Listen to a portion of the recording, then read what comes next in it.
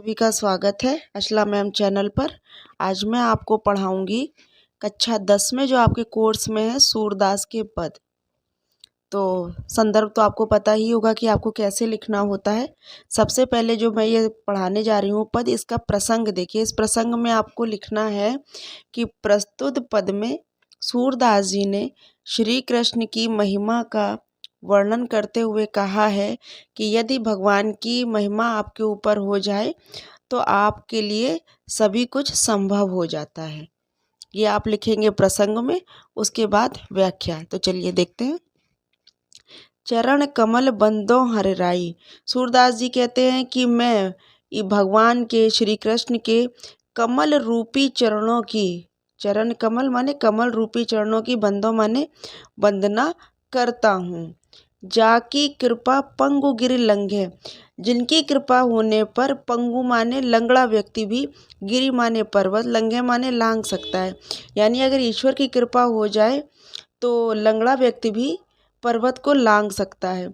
अंधे को सब कुछ दर्शाई। और जो अंधा व्यक्ति है, जो कुछ भी देख नहीं सकता है, उसको भी सब कुछ दर्शाई माने दिखाई देने लग जाता है। बहरो सुने गूंग पुण्य बोले। बहरा व्यक्ति भी सुनने लगता है और गूंगा व्यक्ति पुनः बोलने लगता है। रंक चले सिर छत्र धराई।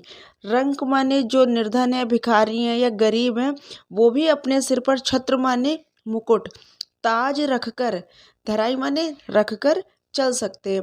यानी जो व्यक्ति गरीब है वो उनकी कृपा से अमीर हो सकते हैं, उनको भी सुख संपत्ति और समृद्धि प्राप्त हो सकती है। सूरदास स्वामी करुणामय। सूरदास जी कहते हैं ऐसे करुणामय स्वामी, जिनके अंदर करुणा बहुत ज़्यादा भरी हुई है, ऐसे स्वामी यानी श्री कृष्ण की बार बार बंदों ते पाई। उनके चरणों की मैं बार बार वंदना करता हूँ, बार बार नमस्कार करता हूँ। तो आपको समझ में आ गया होगा इन पंक्तियों का हिंदी में अर्थ। आप देखते हैं जब हम लोग व्याख्या लिख लेते हैं उसके बाद हमको लिखना होता है काव्यगत सौंदर्य। तो सूरदास ने अपने जितने भी रचनाएं लिखी हैं वो सभी ब्रजभाषा में लिखी हैं, और ये भी ब्रजभाषा है। तो भाषा कौन सी आएगी काव्यगत सौंदर्य में? ब्रजभाषा। और रस शांत रस। जहाँ पर भी ईश्वर का या ज्ञान का, भक्ति का वर्णन किया जाता है वहाँ पर शांत रस आता है, और शांत रस के साथ प्रसाद गुण आएगा। अब अलंकार। अलंकार इसमें दो हैं, अनुप्रास और रूपक। रूपक मैंने अभी आपको पहली लाइन में पढ़ाया था, चरण कमल यानी कमल रूपी चरणों की। तो यहाँ पर आएगा रूपक अलंकार और अनुप्रास। तो आपको ये बहुत अच्छे तरीके से समझ में आ गया होगा, मुझे लगता है ऐसा।